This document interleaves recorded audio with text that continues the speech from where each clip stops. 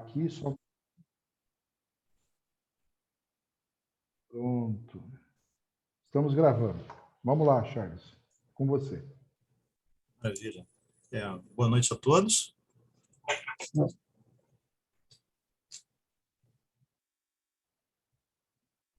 Agradeço aqui imensamente a presença dos nossos doutores, doutor Hernandes José, doutor Leonardo Martins e doutor João Emílio. Cumprimentos em nome de vocês, cumprimento todo o nosso público presente aqui. Meu nome é Charles Dickens, eu vou mediar esse momento.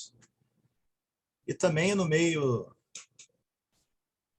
dessas apresentações, vou tecer alguns comentários pontuais em relação a cada tema, né? Na minha visão aqui, o agronegócio é algo extremamente importante, né?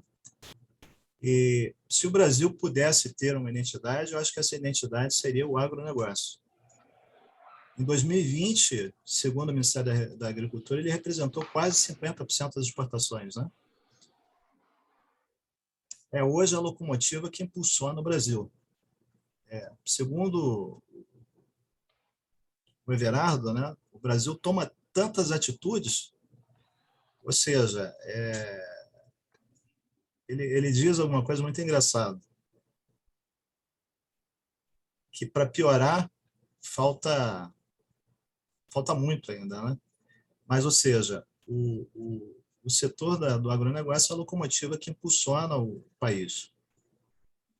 Ele representou um superávit de 89 bi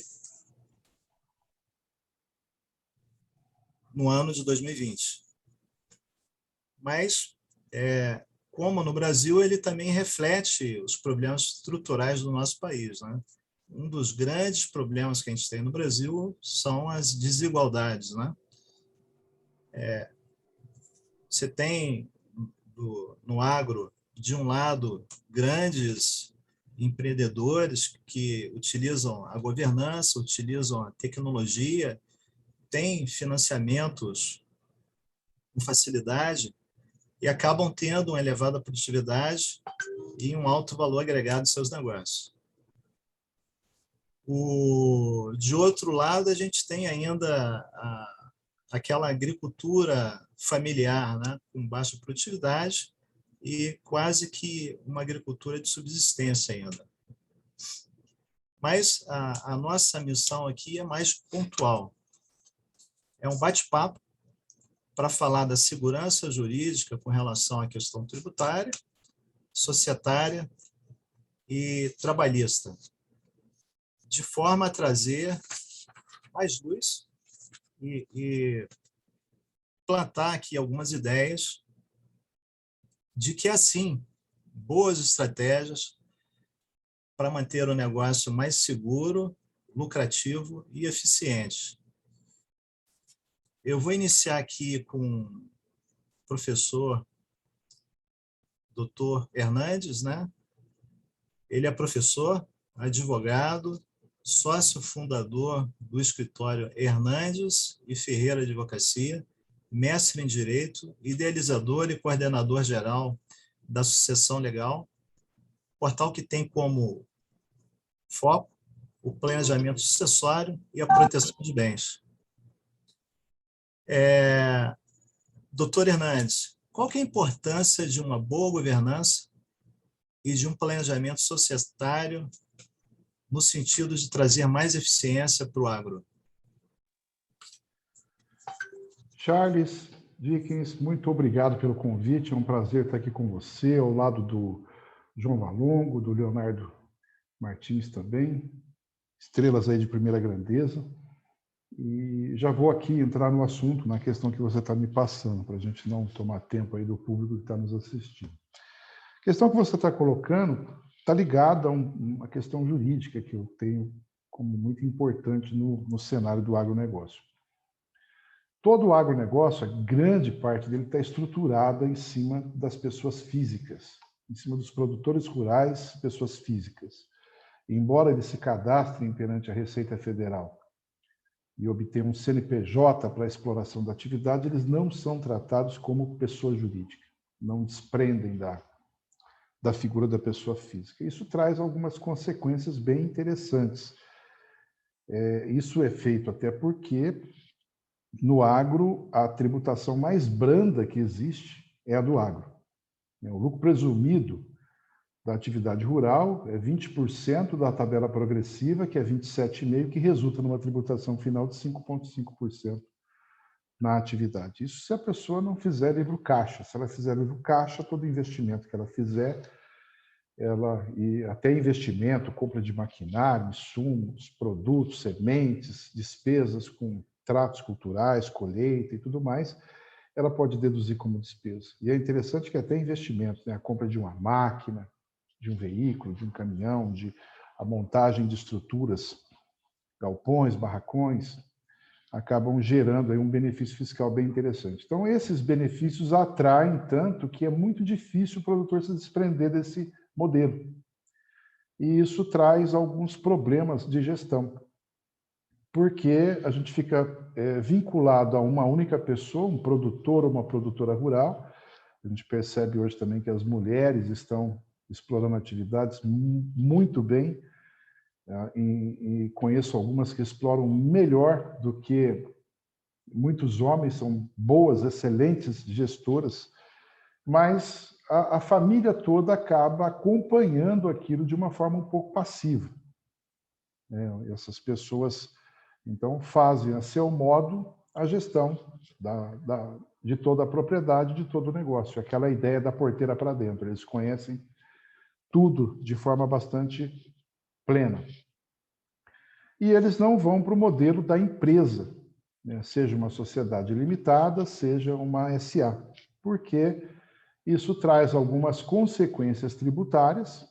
Não há tantos benefícios fiscais, não há um benefício fiscal tão amplo quanto o concedido à pessoa física do produtor, mas traz uma vantagem enorme, que é a horizontalização das relações. Eu consigo, numa pessoa jurídica, trazer a entidade familiar para o negócio, para que ela participe, para que ela pratique atos de gestão, para que ela opine, para que ela escolha modelos, para que ela desenvolva a sua maneira. Então, há um cenário que é bem interessante, que a gente percebe que há uma dificuldade dessa migração da física para a jurídica, e esses modelos da física trazem problemas bastante difíceis de superar. Um deles é a perda, né, de todas as informações do cadastro, principalmente que a pessoa tem, perante o Banco do Brasil, que é o financiador mora aí das atividades rurais. Então, morrendo o produtor rural, a produtora rural que está vinculado àquele CPF vai ser cancelado em uma determinada circunstância, quando terminar o inventário, e aquelas informações não migram para os herdeiros, termina ali. Outra coisa que o ranqueamento dessas pessoas para efeito de crédito também não migra para os herdeiros. Então, no Brasil, muita gente vai no jeito brasileiro, né? Eu pego uma parte da fazenda, faço um contrato de comodato com o meu filho, com a minha filha, ele obtém uma inscrição de produtor rural e passa a explorar aquela atividade também, gerando ali um cadastro, informações, mas o problema continua lá. Porque se meu filho morrer, ele vai perder esses dados com a morte dele, não vai passar adiante, não vai perenizar o negócio. Então, o esforço que a gente tem feito é de conscientização das pessoas que estão nesse cenário, para que elas avaliem, no caso concreto, a migração para o modelo da pessoa jurídica, né? A sociedade limitada, o SA, que são os dois tipos societários mais utilizados no Brasil em qualquer empreendimento. Há algumas diferenças grandes, até em termos de planejamento sucessório, na sociedade limitada para a sociedade por ações, mas, de uma certa forma, elas acabam organizando o negócio e permitindo que herdeiros, que sucessores participem ativamente do empreendimento. E no planejamento sucessório é interessante que o fundador, aquela pessoa que está no comando da atividade, ela pode fazer testes, verdadeiros testes. Ela pode provar situações que podem não dar certo e ela realiza mudanças, ajustes na condução do negócio. Então, quando eu faço um encaminhamento dessa forma, eu preparo a geração que está chegando e crio regras também para isso, né? Não vai colocar qualquer pessoa na gestão de uma empresa, né? Então, é preciso preparar ela com estudos, com experiências e assim por diante. Então, na pessoa jurídica, além de existir uma organização melhor do patrimônio, ela tem a possibilidade de convivência das pessoas no nível horizontalizado, no nível de sócio para sócio, quebrando um pouco essa ideia, essa barreira piramidal em que o fundador, a fundadora, pratica atos sozinho e encaminha o negócio todo da forma que passa pela cabeça dessa pessoa. Então, a ideia é trazer uma conscientização disso para que haja uma perenização. E, em termos de gestão, a gente percebe hoje que dentro, né, porteira adentro, a gestão é muito eficiente em termos de plantio, em termos de tratos culturais, e acaba pegando aí na questão das pessoas, a formação de equipes, a preparação de sucessores, o compartilhamento de estratégias, de conhecimento tecnológico, inclusive gerações mais jovens elas trazem uma tecnologia nova até do próprio negócio, né? Não só de plantio, cuidados, tratos e tudo mais, mas também de utilização dessas tecnologias que permitem aí um avanço, uma velocidade maior nas transações, nas negociações. Então, é um cenário de muito desafio, que a gente percebe que as mudanças, né, há sempre uma grande resistência em relação a elas, mas ele traz uma possibilidade da perenização do negócio, porque ali eu acabo compartilhando, então, as estratégias, o conhecimento que existe a respeito do negócio, principalmente as ameaças e os pontos fortes. Então, eu consigo avançar em termos de gestão, preparando gerações e compartilhando isso num ambiente fechado, num ambiente familiar, num ambiente de uma empresa familiar.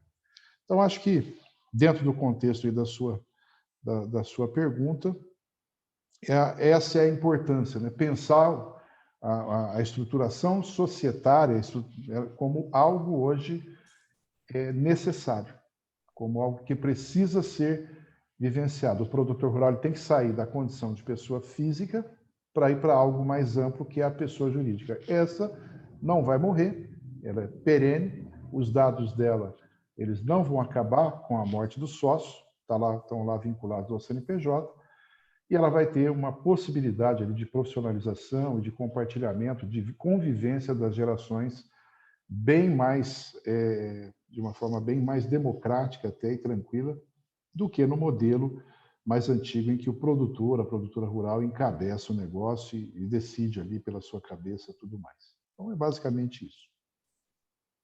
Muito bom. Mas, fazendo até uma pergunta aqui, eu acho que todos esses benefícios em relação à questão do agro está relacionado ao risco, né? Ou seja, o agronegócio está muito ali à deriva do tempo, da falta de água, de tudo isso. E quando eu falo disso, que o risco é relativamente alto, né? Ele pode estar colhendo muito na safra e na outra ter muito prejuízo. Quando ele tem ali um produtor rural, pessoa física, ele responde de forma ilimitada em relação aos bens. É isso, Fernandes?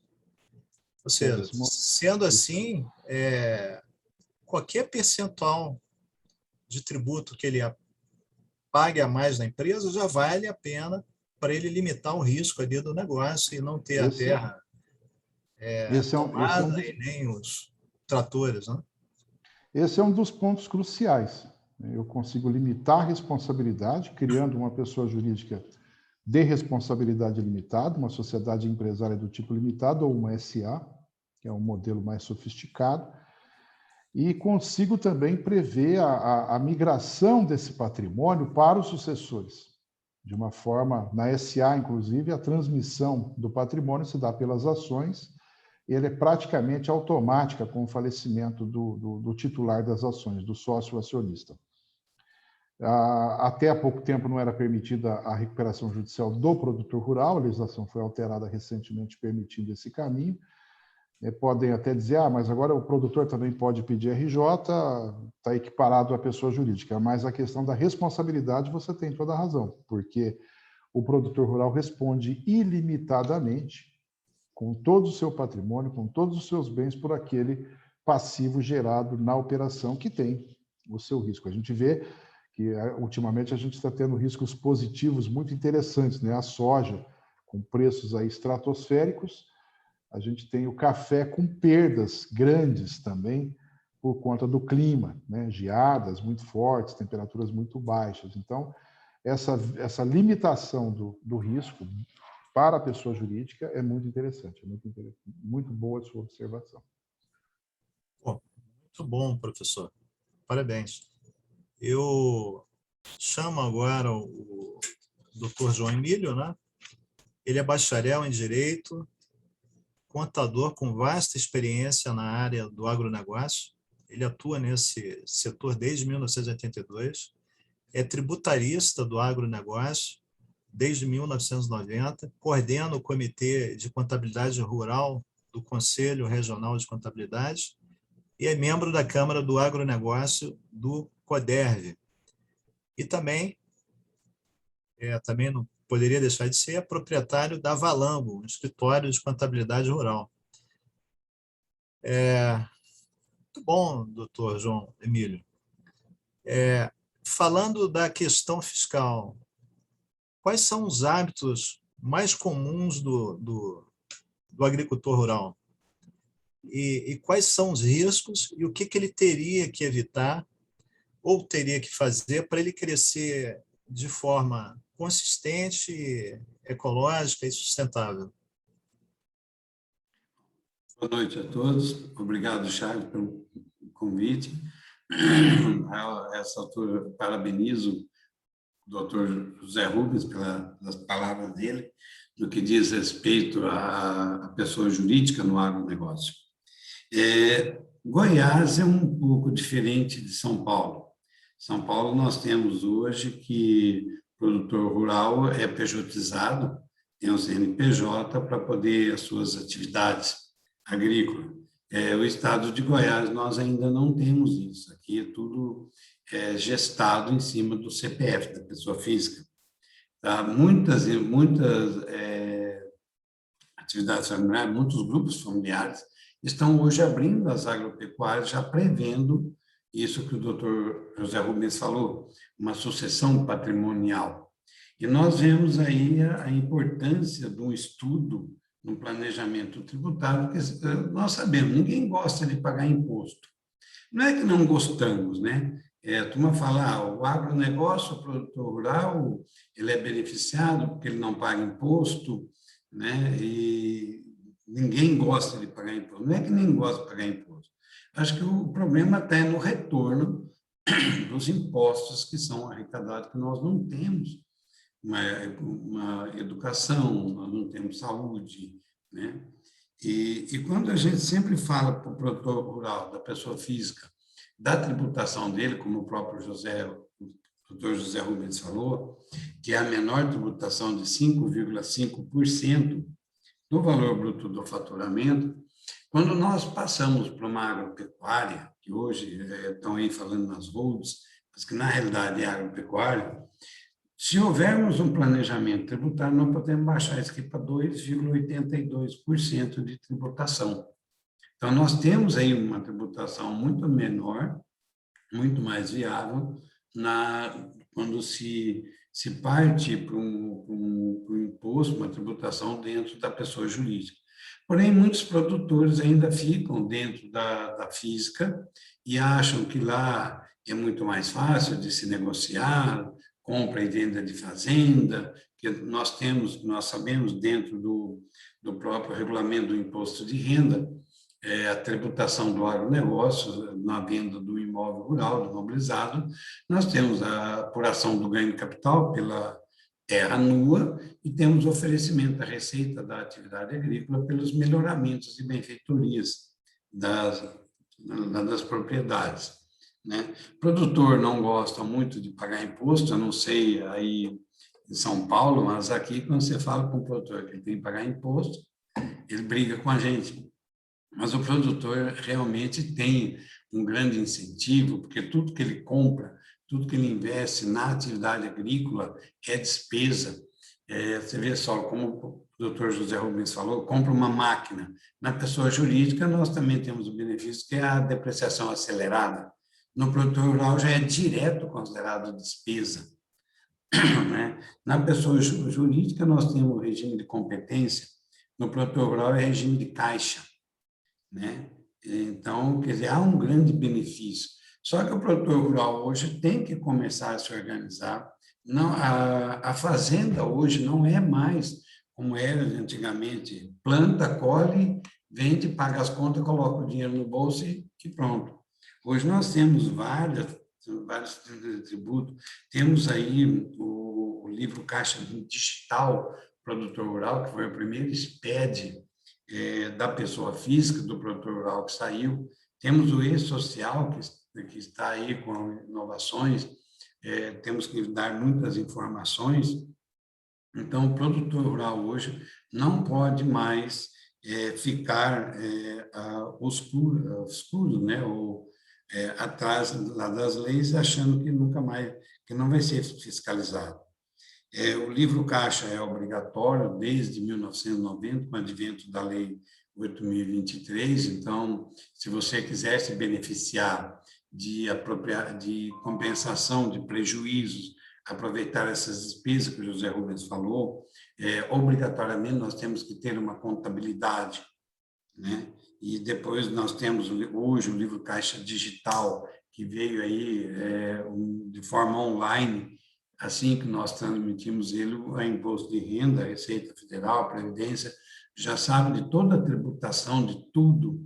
Inclusive, está havendo a quebra do sigilo bancário, porque quando você é autodeclaratório, você informa toda a movimentação do agronegócio que você teve na sua conta bancária, e você está abrindo, então você já está declarando à Receita Federal toda a movimentação tua.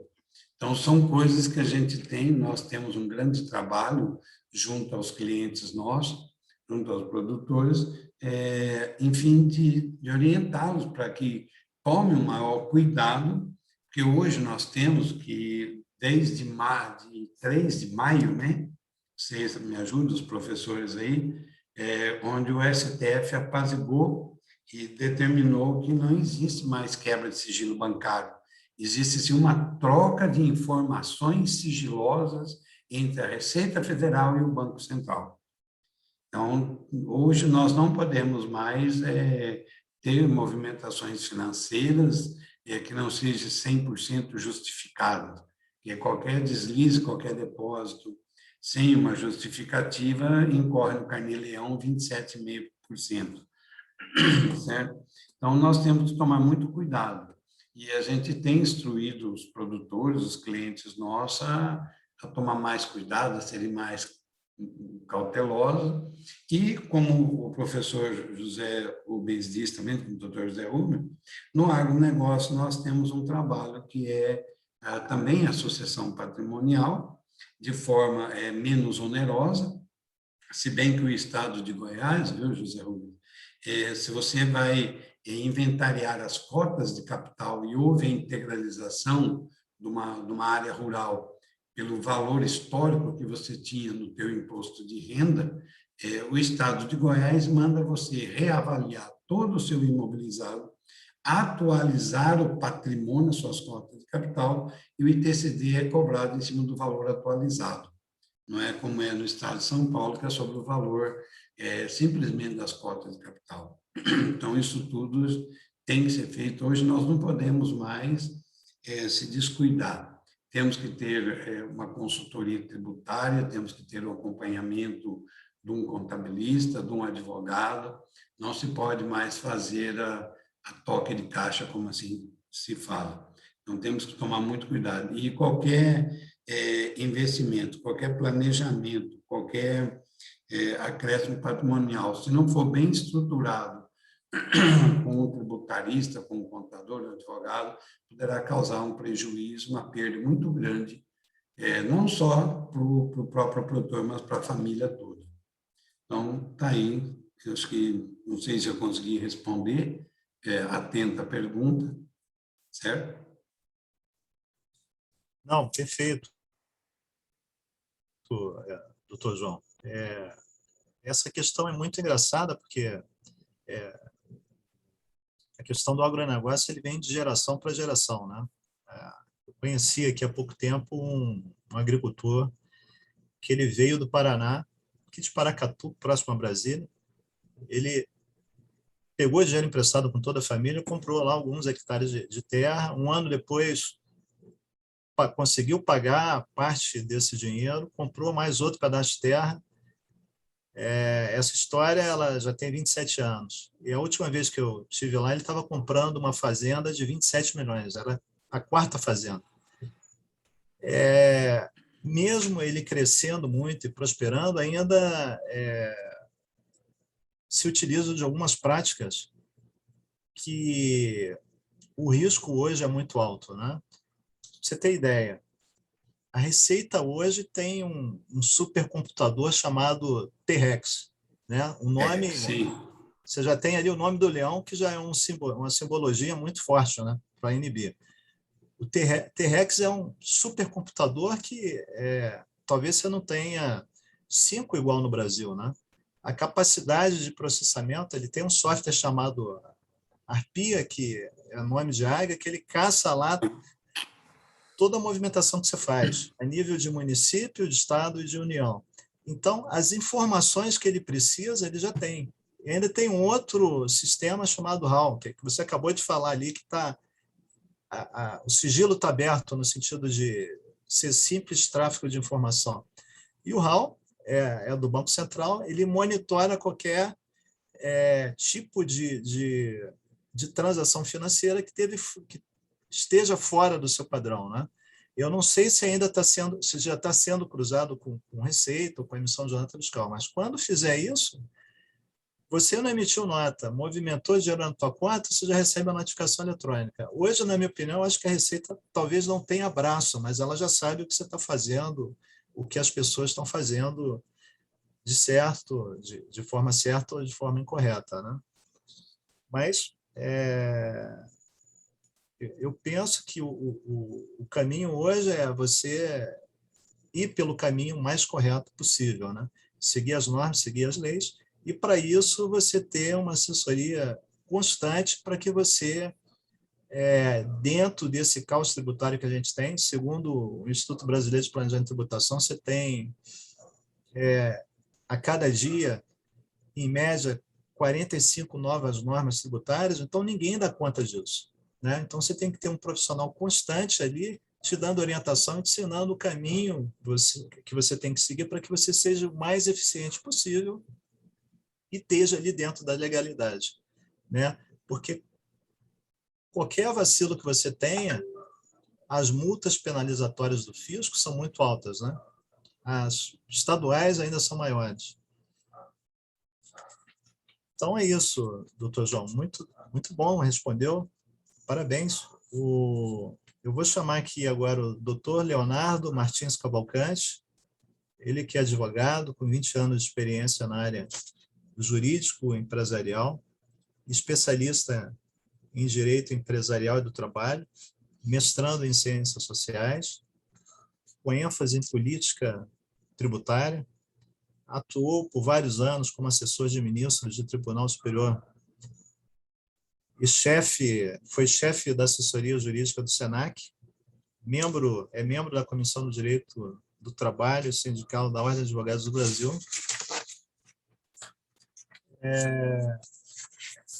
Doutor Leonardo, a maioria das empresas no Brasil são empresas familiares, não só no agronegócio, mas as empresas no Brasil, acho que um pouquinho mais de 90% são familiares. No setor do agronegócio também não seria diferente. Muitos negócios iniciaram-se há várias gerações.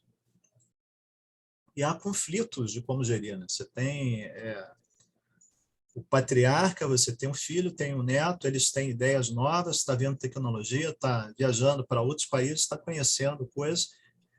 Então, você tem esse tipo de conflito, né? Com relação às normas, especialmente as trabalhistas, elas sofreram diversas modificações. E também, nesse contexto do agro, a gente tem ainda a questão cultural, onde muitas atitudes, né, e procedimentos são copiados de geração para geração e de agricultores para agricultores. Você tem um agricultor que é seu vizinho, foi bem sucedido, você vai lá e modela ele, copia o modus operandi dele, que nem sempre é o mais correto, né? Por quê? Porque você está sem uma assessoria, está sem uma consultoria, você vai ali no pragmatismo. Nesse contexto, quais seriam os riscos trabalhistas e quais as consequências para o agricultor e de que forma que a gente poderia mitigar isso para que a gente tivesse mais segurança?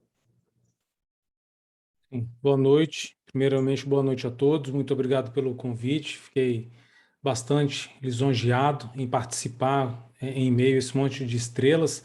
Esse currículo aí que o Charles, muito bondosamente, até parece que é muita coisa, mas na realidade é só o trilhar aí ao longo de muito tempo na militância, na advocacia e trabalhando, né? Tanto na área de direito do trabalho, tribunais superiores, de um tempo para cá tentando aliar o empresarial e ao tributário também. Charles e demais colegas, assim, eu não sei como é que nós estamos compondo aqui a nossa plateia, então eu vou procurar ser menos jurídico possível para que a gente consiga alcançar o maior número de pessoas. O grande problema que eu identifico hoje no agro, até porque eu já fui chamado, a gente até está montando uma apresentação agora justamente para frente do agro aí do Goiás, João.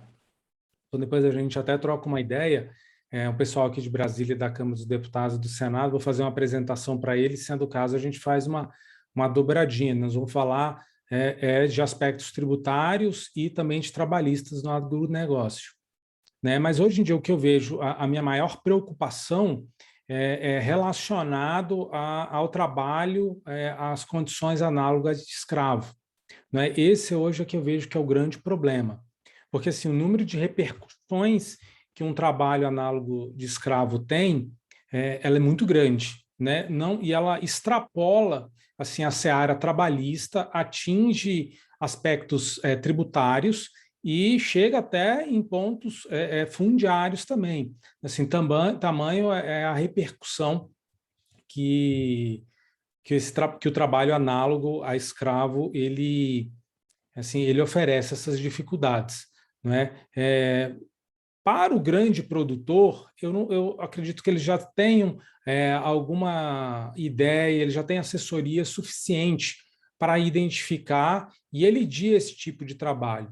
Porque, assim, nós temos dois lados. Um lado que é o grande produtor, que ele já sabe como é que funciona, tem grandes assessorias, e ele não vai ter esse tipo de problema.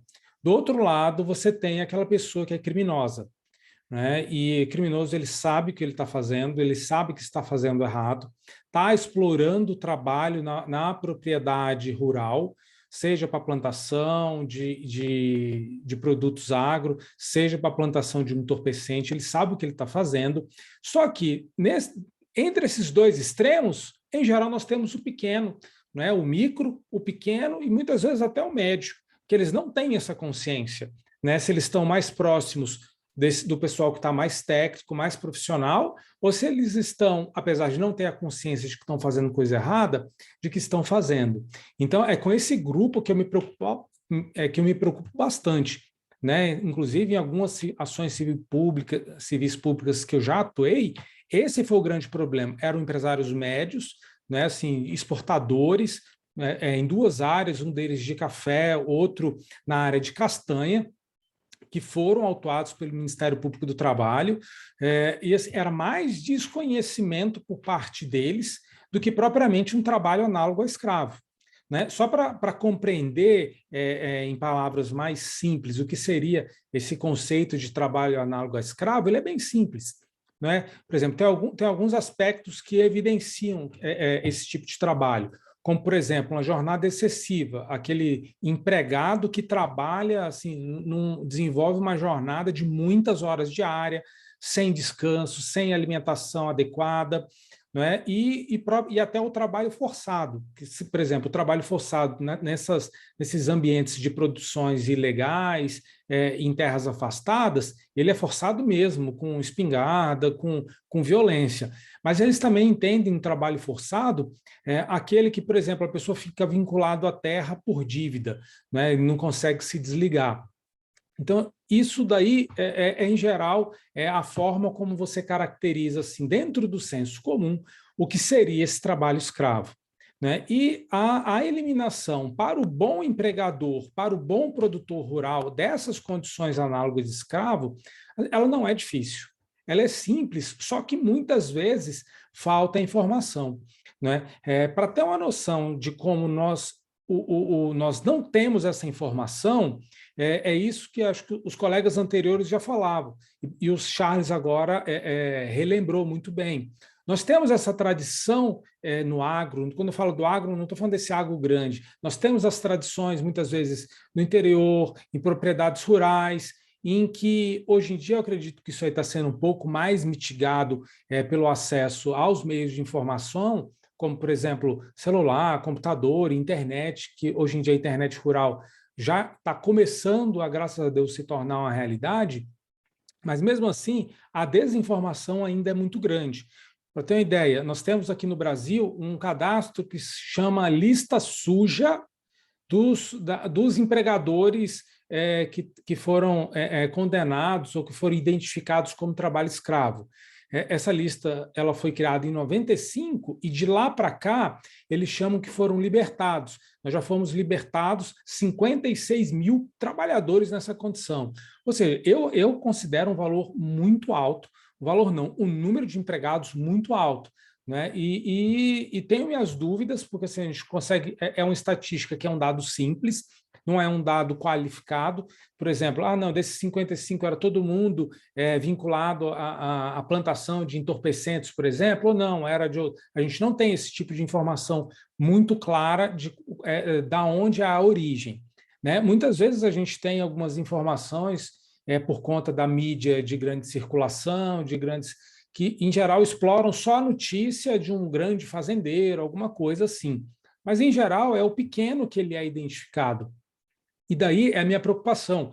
É da mesma forma que o lado fiscal também, você saindo da pessoa física para a pessoa jurídica, você tem também benefícios, só que não basta falar isso, a pessoa tem que entender, compreender e ser educada para isso. E na parte trabalhista, isso também é muito importante.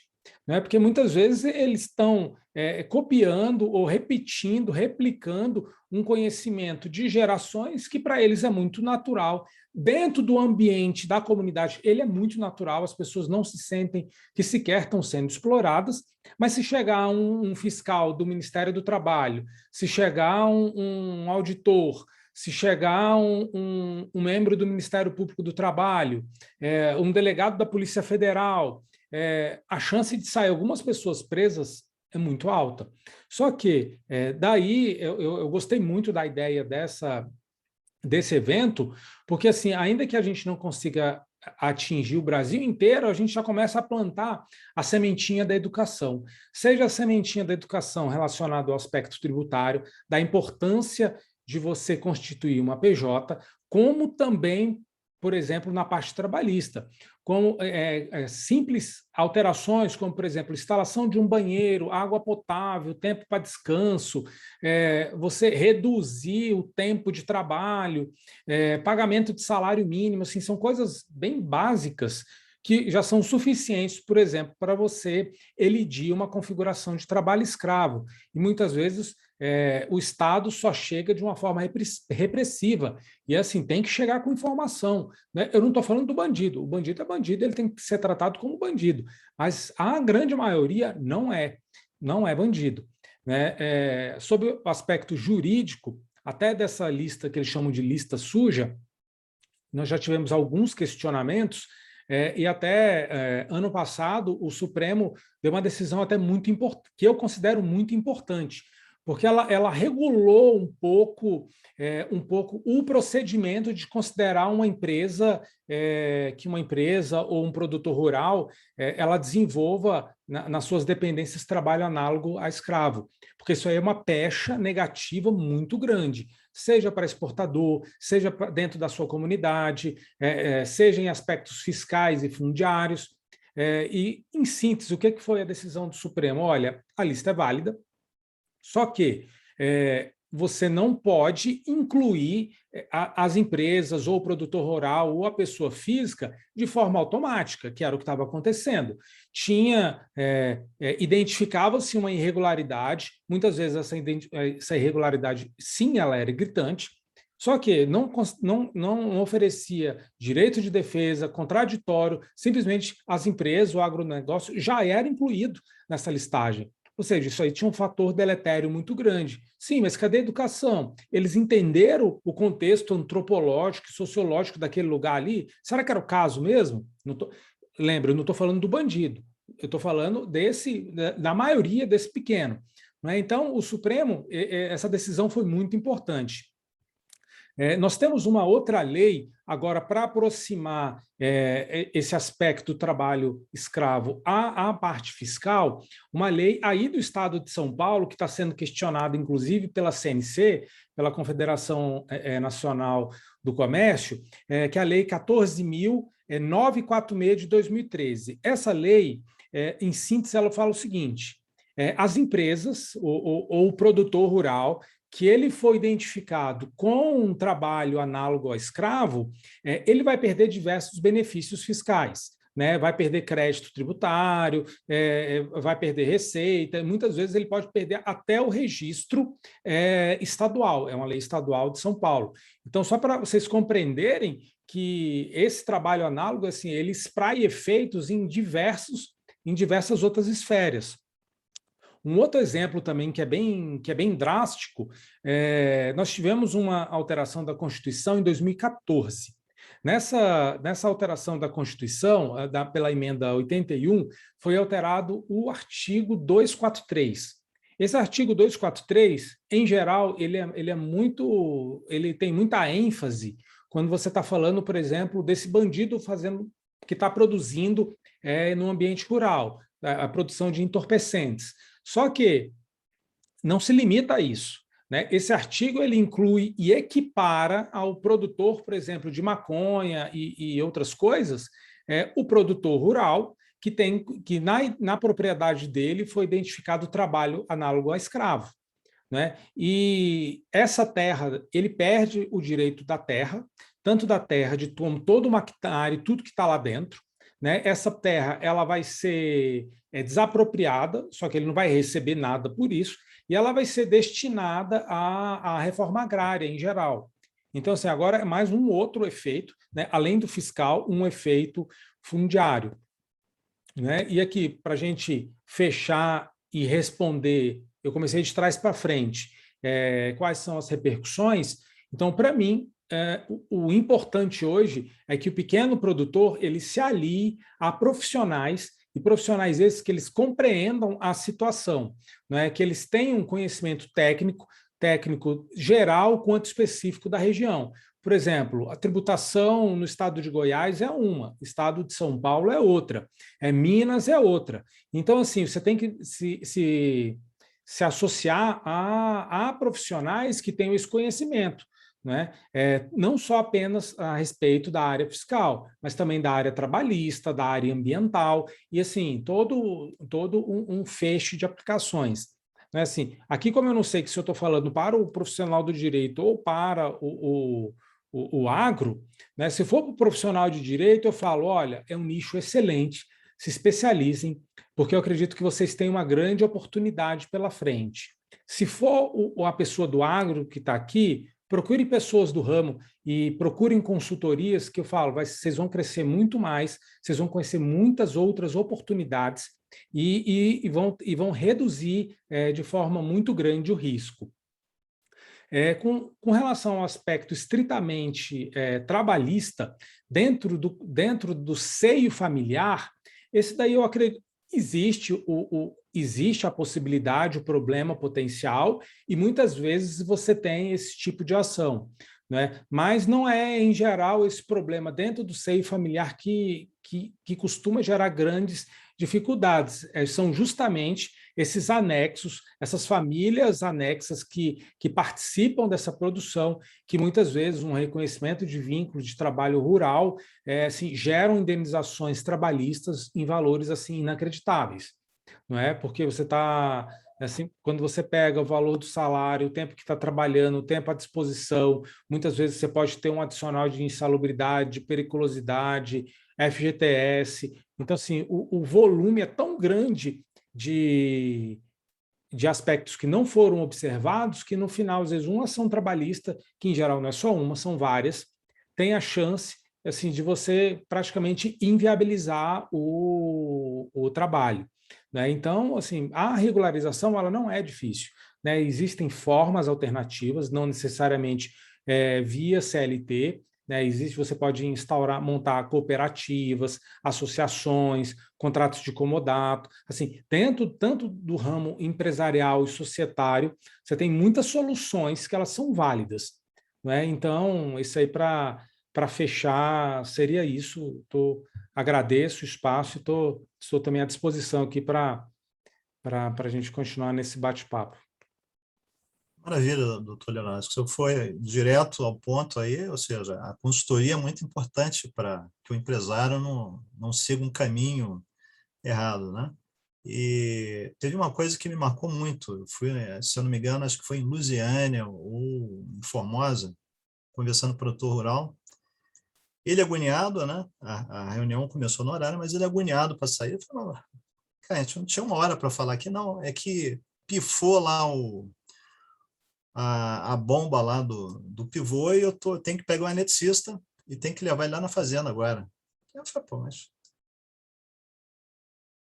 Tudo bem, então. Eu falei, tá vendo aquele cara ali? Olha, ele tinha tido 1,5 milhão de lucro no último ano, né? Ele me falou um negócio que achei bastante interessante. Tá vendo aquele meu funcionário? Ele ganha 3 mil reais, mas ele tem 30 dias de férias. Eu não consigo tirar 5 dias de férias para viajar com 1,5 milhão no bolso. Ou seja, então, você falou muito bem, né? Se você tiver uma consultoria, você evita seguir e adotar atitudes que não são legais. Às vezes você vai pelo caminho errado pensando que está certo e acaba tendo um problema na frente. Então, é muito mais barato você ter uma orientação, contratar uma consultoria ali pontual para poder ver o teu negócio e te dar orientação. E esse fazendeiro, ele estava 100% focado no negócio dele. Ele mesmo pegava ali a chave, levava lá o eletricista para poder arrumar. Eu imagino que ele também delegava ao capataz dele ou ao gerente a gestão da área trabalhista, né? Que provavelmente ele talvez não tenha todos os conhecimentos necessários para seguir ali todas as regras da lei. Então, você acaba vendo que aí é um nascedouro de problemas, né? E até para finalizar aqui, eram 3 sócios, um dos sócios tinha tido problema de trabalho análogo à escravidão.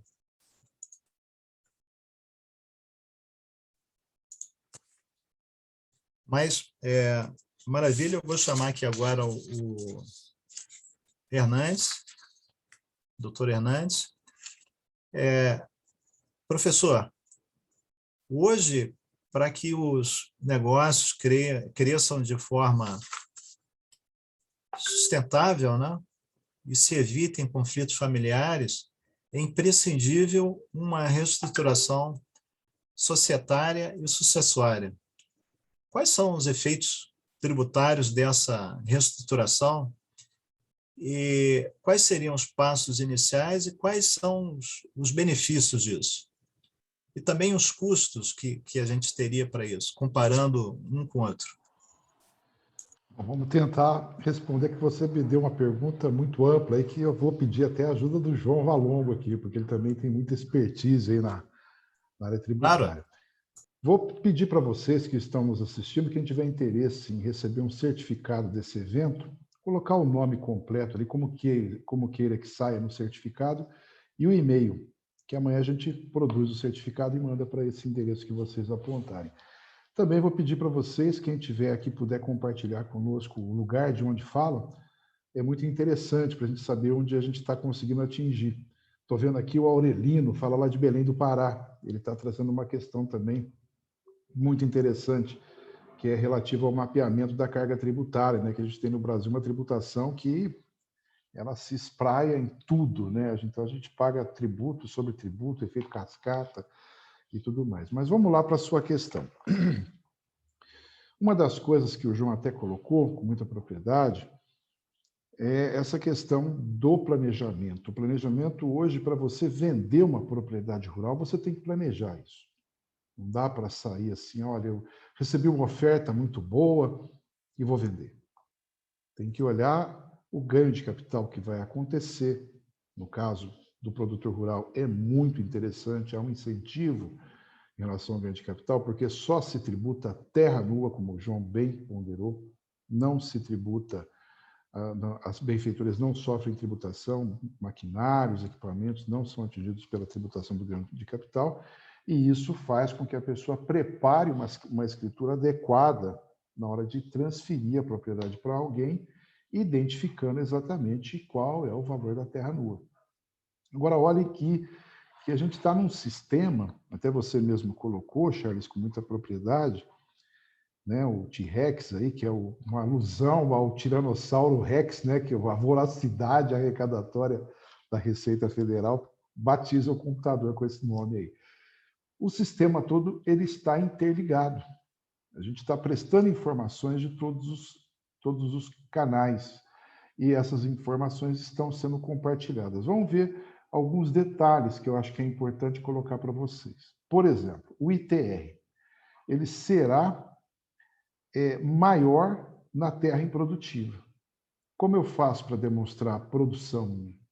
Emitindo nota da produção que eu realizei, escriturando o livro caixa, prestando informações corretas ao fisco.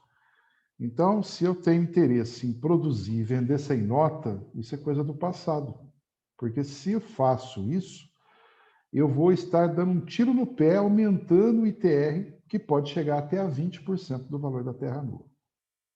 Um outro problema que tem, quando eu tenho a figura do produtor rural pessoa física, que tá tudo ligado ao CPF dele, é uma confusão patrimonial plena, porque ele movimenta tudo ali, né? Antigamente era no cheque, né? Agora é no Pix. Então ele movimenta, recebe, paga, e tem muita coisa ali que não tem nada a ver com a atividade rural. Então, um dos pontos cruciais que a gente orienta, na hora que eu migro da pessoa física para a jurídica, é que haja um cuidado da separação patrimonial. Essa separação começa na abertura de uma conta bancária no CNPJ da pessoa jurídica. E a movimentação dessa pessoa jurídica dos recursos pertinentes ao negócio. Então, não posso sair com um cartão de crédito da pessoa jurídica pagando contas ou fazendo transferências via Pix, TED ou outro meio, depósitos, de despesas pessoais, de gastos com a escola dos filhos, com passagens aéreas, com turismo.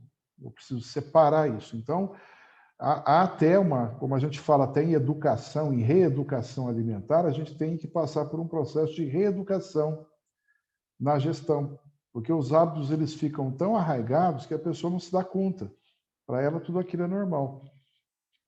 A gente ainda vê situações no Brasil de lavratura de escrituras, de venda de propriedades em valores assim, extremamente elevados, constando da escritura que o pagamento foi feito em moeda corrente do país. E a gente sabe que isso não é verdade. O dinheiro circulou por banco. Então, aquela circulação de dinheiro pelo banco, e hoje tudo é feito via banco, ela denuncia a movimentação que vai lá para o COAF. o COAF, de posse dessas informações, ele mapeia as operações suspeitas que ele comunica à Receita Federal. E como o agronegócio está produzindo resultados, está produzindo receitas, onde a fiscalização vai trabalhar? Onde tem dinheiro. Então, a fiscalização começa hoje eu digo assim, de um tempo para cá, recente, né, a atuar com mais força no agronegócio, multando pesadamente operações que denunciam sonegação, falta de planejamento, falta de cuidados essenciais, como, pelo menos, uma conta bancária que gera informações que serão utilizadas na contabilidade. Então, uma reestruturação passa por uma necessária reeducação. E isso traz também um caminho de muita complexidade, porque a gente também percebe que lá, porteira dentro, há uma tecnologia imensa, né, disponível e sendo utilizada, que o Brasil, né, é o único país do mundo que faz plantio direto. Né, a tecnologia é nossa. No mundo inteiro, isso não é aplicado. Aqui no Brasil e assim, no Cerrado, né, um terreno assim, difícil de trabalhar. O Cerrado todo foi desbravado com plantio direto. Então, assim, absorvendo toda essa tecnologia, o produtor também precisa se munir de conhecimentos relacionados a direito tributário, à gestão, à área trabalhista, essas questões, né, de trabalho semelhante ao trabalho escravo, esse tipo de exploração é combatido, perde-se a propriedade. Então, tudo isso traz a necessidade de um conhecimento amplo que vai capacitar o produtor a transitar por esses caminhos. E aí a gente vai dizer assim, mas eu não consigo conhecer tudo, não consigo absorver todas as informações. Tudo bem, para isso existem as consultorias e as assessorias. Então, para isso, o profissional da advocacia vai estruturar um contrato social adequado, ele vai auxiliar, né, juntamente com o contabilista, a verificação do ganho de capital, a calcular a tributação que vai incidir sobre as operações. E hoje, havendo toda essa situação de uma riqueza enorme no agro, começam a surgir decisões muito interessantes que pegam em detalhes muito interessantes das operações que a gente vem realizando na constituição, por exemplo, de uma empresa do ramo agropecuário, né, que muita gente chama de holding, que o João Valongo, muita propriedade, disse não é uma holding, é uma empresa agropecuária, porque a holding é dona de outras empresas e não dona de uma fazenda. A dona de uma fazenda é uma empresa agropecuária. Então, aí começa a sopa de letras, né? Eu vou integralizar o capital com a fazenda, eu posso ficar livre do pagamento do ITBI, que é o imposto que recai sobre as transações imobiliárias. Como funciona isso? Se eu comprovo que a empresa que vai receber o imóvel não atua no ramo imobiliário, há uma previsão constitucional de imunidade tributária. Então, não há o pagamento de ITBI. Acontece que houve uma discussão aí recente, um pessoal lá de Santa Catarina, que pegou o valor histórico que foi integralizado ao capital de uma empresa, através de uma propriedade imobiliária.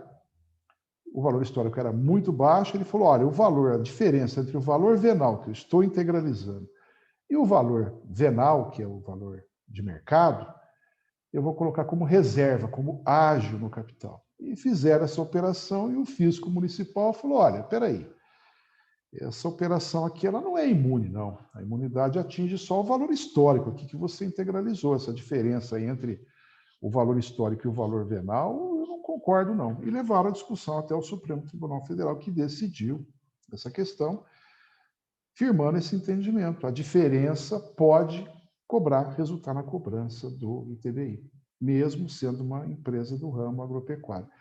Então, tem alguns municípios que não estão atentos ainda e não cobram essa diferença.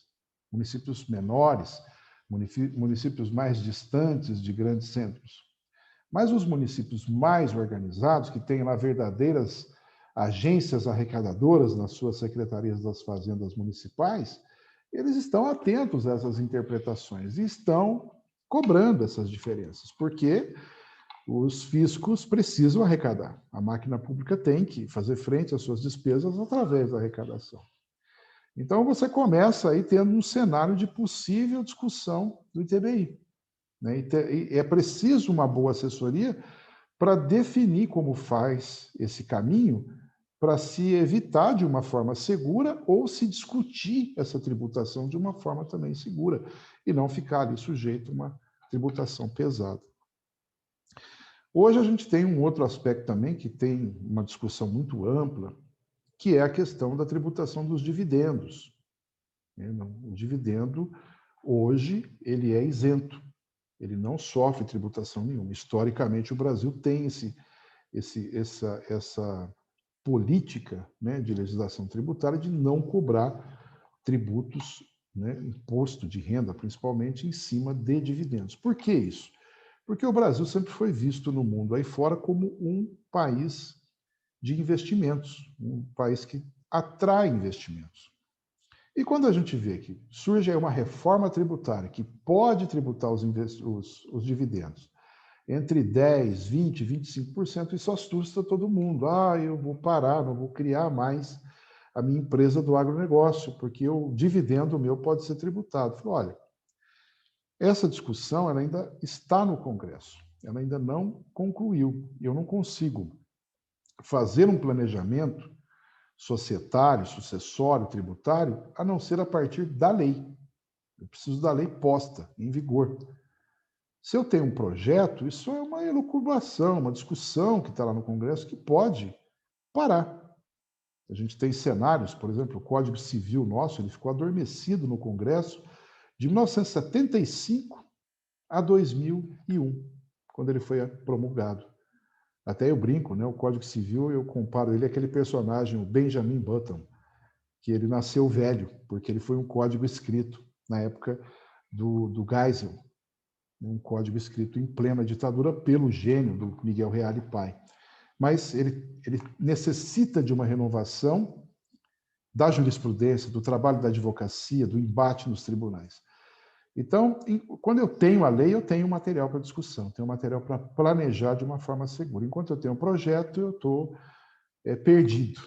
Então, o que eu recomendo, né, quem está fazendo planejamento, quem estiver aqui como produtor rural, ligado ao agro, e pensou em fazer um planejamento, prossiga nesse caminho. Porque a migração da pessoa física para a jurídica é inevitável. É a forma de perenização dos negócios. Inclusive, os grandes fornecedores, as empresas de porte do agronegócio, fornecedores de sementes, de insumos, elas estão olhando isso. Elas querem que as empresas perenizem, porque elas querem continuar fornecendo gerações por gerações, e não para um produtor rural que falece, fica com uma dívida em aberto, passa para os filhos a propriedade, começa tudo de novo. Todo mundo tem interesse em perenização dos negócios. E, historicamente, a gente tem essa situação. No Brasil, até durante os governos aí passados do PT, houve essa discussão de tributação dos dividendos. Isso não foi adiante. Por quê? Porque eu vou colocar no sistema um inibidor de investimento. Eu vou afastar o capital estrangeiro. Então, a gente não tem uma preocupação grande com relação aos projetos que estão sendo encaminhados ao Congresso. Eles podem virar lei, isso é certo. Mas tem princípios que protegem o contribuinte. Então, eu tenho o princípio da anualidade. Não posso criar um tributo hoje para cobrar durante este ano. Eu tenho o princípio nonagesimal, eu não posso mais instituir um tributo na virada do ano, em dezembro, que era comum acontecer isso, na calada da noite, né, entre Natal e Ano Novo, se promulgavam leis tributárias, verdadeiras reformas tributárias. Isso vale a partir de 90 dias após. Então, há um tempo aí suficiente para que a pessoa possa se reorganizar, se preparar para aquela nova tributação. E isso vai trazer também a necessidade de um embate, de discussões, no bom sentido, entre quem produz e quem arrecada.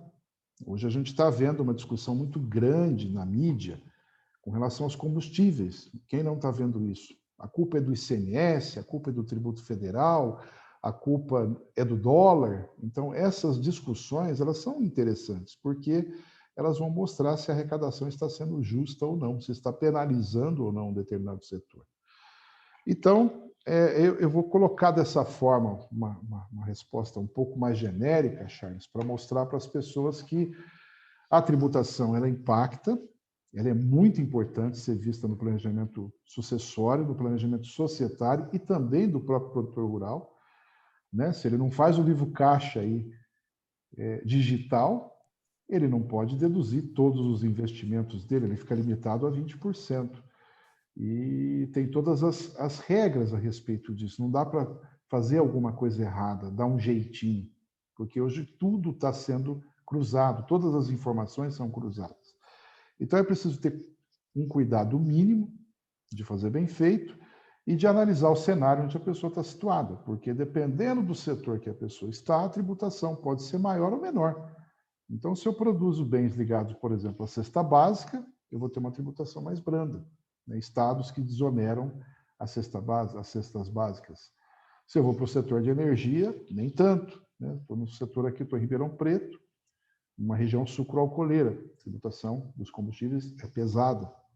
Então, eu tenho que olhar isso para ver como eu me situo, mas a ideia é essa: migrem com segurança, com planejamento das pessoas físicas para as jurídicas, estruturem negócios bem estruturados, começando pela escolha, sempre digo isso, do tipo societário, porque isso traz implicações enormes na hora da passagem da herança.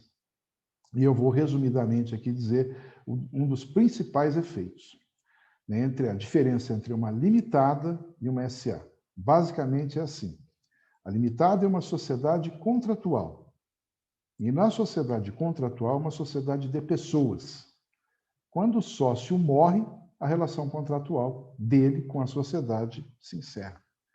Eu posso estabelecer um novo contrato, uma nova relação societária com os herdeiros. Se eles quiserem entrar na sociedade, esse é o primeiro ponto, e o segundo ponto, se o sócio remanescente permitir esse ingresso. Se o sócio remanescente disser não entra, ele não vai entrar.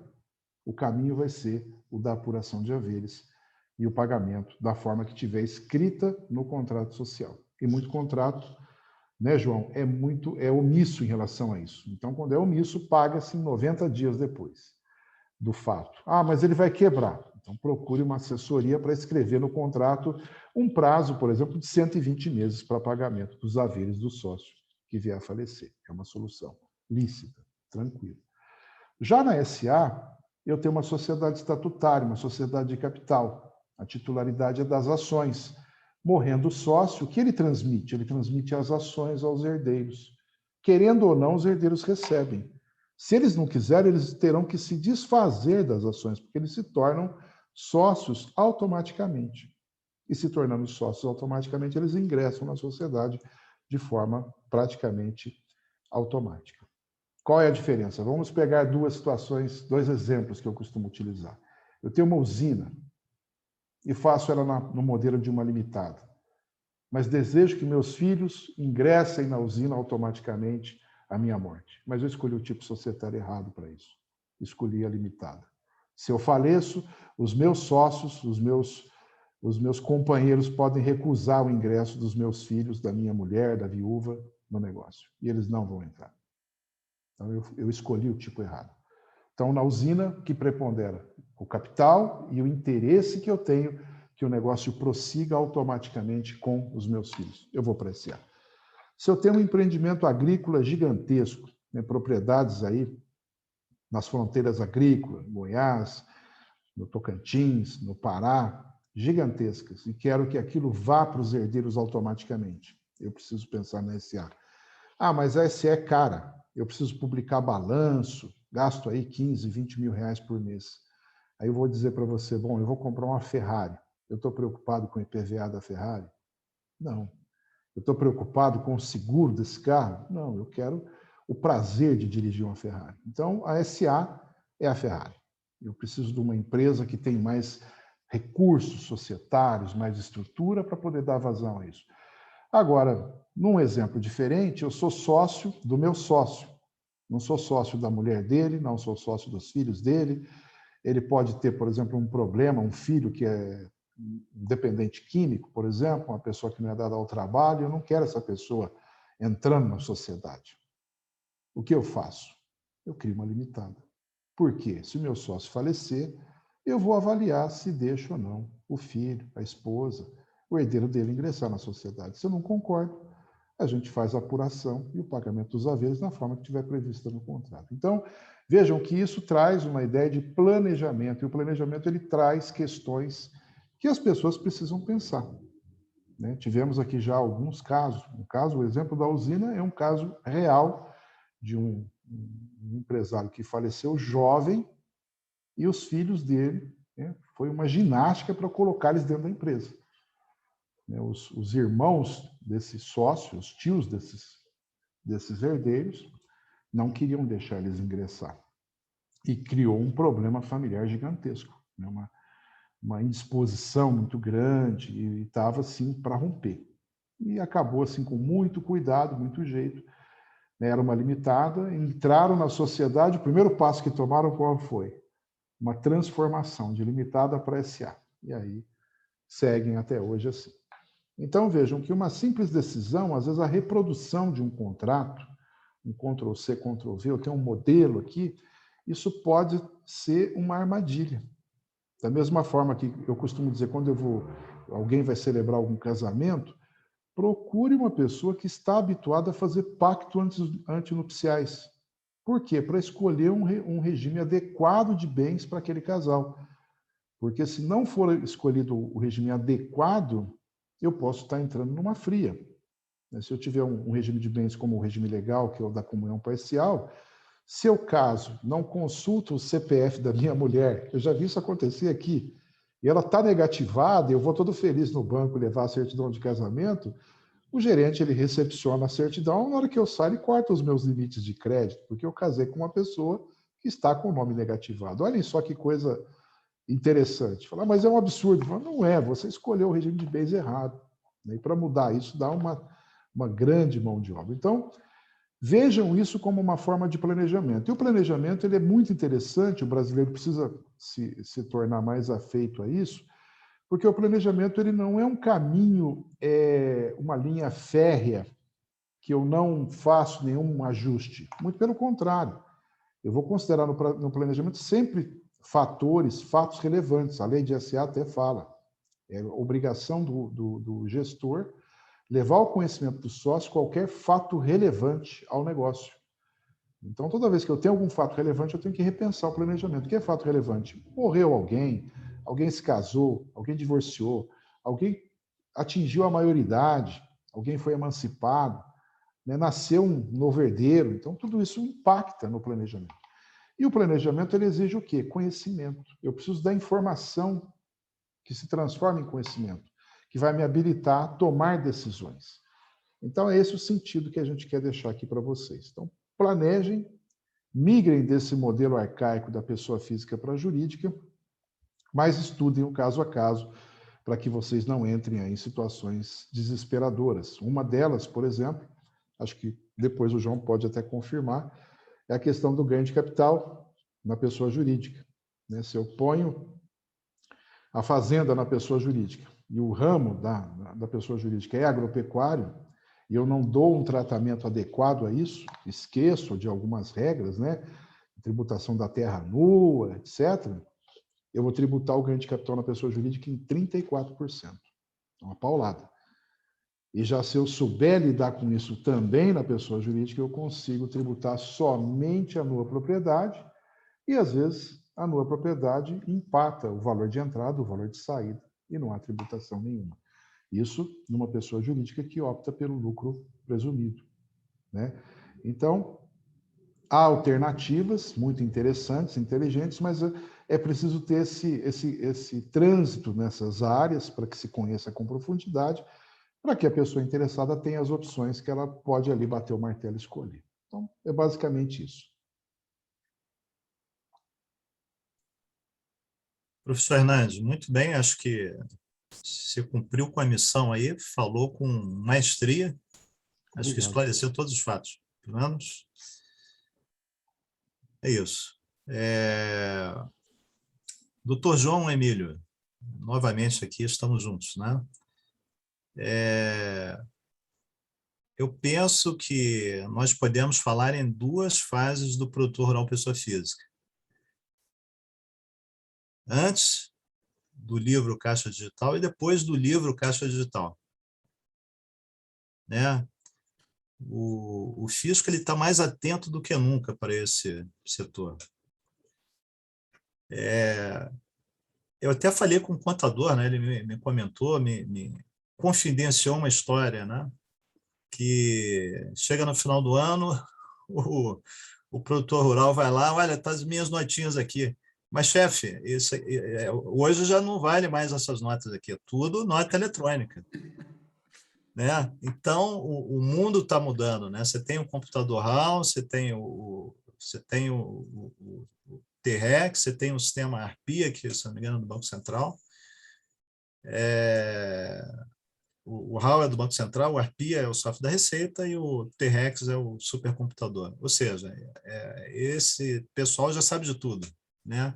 Tá dando linha ali no carretel para depois puxar, e quando essa puxada vier, é caro, porque você tem multas penalizatórias, tem tudo isso. Mas a pergunta é exatamente essa. A gente tem uma história antes do produtor rural pessoa física, tem o livro, o produtor rural pessoa física, a gente tem a história antes do livro Caixa Digital e depois. Né? Qual a sua opinião sobre esse assunto? O que os produtores devem se ater para poder evitar problemas? E qual que é a melhor forma de seguir em frente? Bom, muito bem colocado, porque realmente o livro Caixa Digital Produtor Rural, que não é um livro caixa, né? O livro Caixa Digital nada mais é que um DRE, demonstrativo de resultado do exercício. Isso, inclusive, na segunda reunião que nós tivemos em Brasília, em 2019, quando nós vimos que a Instrução Normativa 1848 instituiu o tão falado livro Caixa Digital, nós tivemos debatendo com o apoio do Sindicato Rural, da FAEG, da CNA, numa reunião com a equipe que estava desenvolvendo o livro Caixa, o layout do livro Caixa. Depois de muita discussão, nós falamos, mas espera aí, você não quer um livro caixa, isso aqui não é um livro caixa. Isso aqui é um demonstrativo do resultado do exercício. Então mude o nome. Ele falou, não, o nome já está dado, a criança já nasceu. Já foi batizado e registrado. Né? Nós temos o livro caixa. Esse livro caixa, como eu falei, veio com o advento da Lei 8.023, que ela é de 1990. Lá no seu artigo 23, se não me engano, mais ou menos, terceiro, ela fala da obrigatoriedade da escrituração do livro caixa, ou seja, da contabilidade do produtor rural. Só que naquela época, em 1990, nós tínhamos um índice, que era o BTN, o Bônus do Tesouro Nacional. Os mais antigos aqui, acho que o doutor Hernandes, deve ser da minha época, né, doutor Hernandes? Do BTN, o RTN, né, o FIR, que é um punhado de coisas que nós tínhamos. Desde lá já se falava da obrigatoriedade de uma escrituração simplificada, de uma escrituração normal e de uma escrituração contábil, onde deveria ter um livro contábil, registrado, assinado por um contabilista e tudo mais. Bom, nós temos várias outras leis, várias outras instruções normativas que determinam a apuração também da tributação, o que é produtor rural, o que não é, o que é atividade agrícola, o que não é, o que pode ser considerado atividade agrícola, né? Quais a documentação que são aceitas pela atividade agrícola.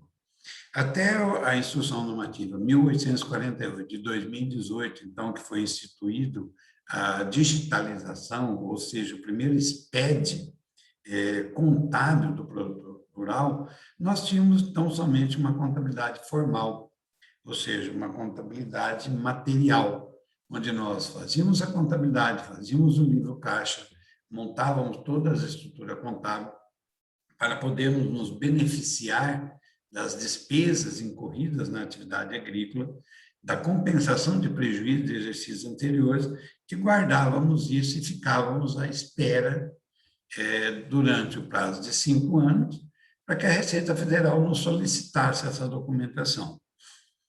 Isso foi tudo bem, quer dizer, você pegava uma nota fiscal em branco, você pegava um recibo de um terceiro, o cara ia lá fazia uma cerca para você, arrumava o teu curral, o cara ia lá e colhia, né, transportava a tua soja, você emitia um recibo, fazia um recibo de qualquer jeito, o cara assinava, né? E como você mesmo disse, não era em dezembro não, viu, Charles? Os caras chegavam no escritório da gente em março, começo de abril, com 4 sacolas de supermercado, nota enfiada, tudo quanto é jeito, já vim fazer meu imposto de renda. A gente ficava igual um louco fazendo imposto de renda de madrugada. E aquele tempo não tinha computador, era tudo na máquina escrevendo, na calculadorinha, ó, escrevendo. Com esse livro caixa digital, não. Hoje, o livro caixa digital ele está amarrado de uma certa forma que, se você... Nós vimos e observamos, depois nós tivemos mais de 8 reuniões com a cúpula da Receita Federal, no desenvolvimento do layout, inclusive esses melhoramentos, que nós conseguimos de ajustar, foi em função dessas reuniões nossas. Nós vimos que nós presumimos que ele quer pegar as pessoas que estão sonegando as receitas com prestação de serviço e também as pessoas, o empregador, o tomador de serviço, que não estão recolhendo a contribuição previdenciária patronal de 20%. Veja bem, antigamente você fazia esse recibo e ficava lá. Se a Receita Federal não te pegasse, não te denunciasse para a Previdência, você pegou uma pessoa para te arrumar o curral, arrumar o galpão, arrumar todas as coisas, pagou R$100 mil, ou 10 mil, vamos por R$10 mil. Ficaria lá, era uma despesa perfeitamente legal.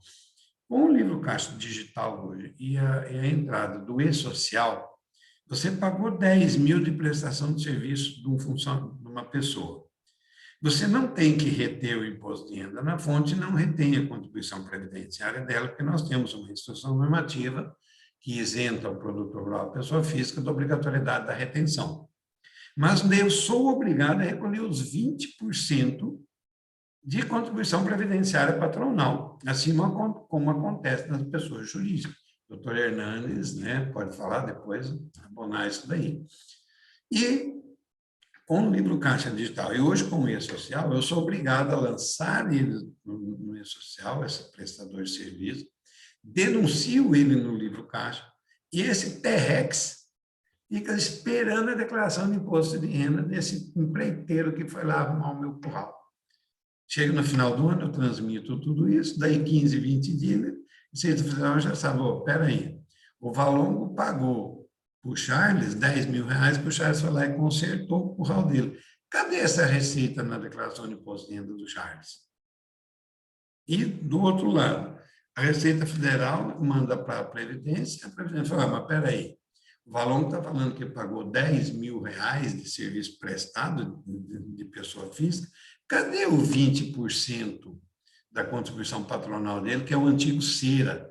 Os mais antigos lembram, né? Nós fazíamos o CERA e entregávamos para a Previdência.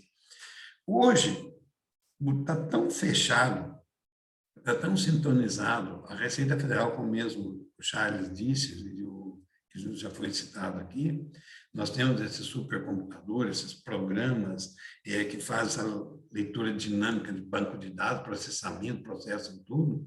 A Receita Federal hoje sabe tudo sobre a nossa vida. Nós temos aí hoje a rotina S1260 dentro do e-social, do produtor rural, que a princípio nós teríamos que informar toda a comercialização, depois no estralo da mamona, nos últimos gargalos ali, falaram, não, é só de pessoa física para pessoa física, porque eu quero saber o Senar, quanto que você deve. Provavelmente o Senar deve ter dado uma prensa na Receita Federal, porque está se perdendo muito dinheiro em cima disso. Nós temos hoje o banco de dados, o XML, que a Receita Federal tem tudo na mão. Nós temos o e-contábil, o e-fiscal, o e-piscofins, nós temos o DIMOB, o DIMEB, entende? Todas essas informações.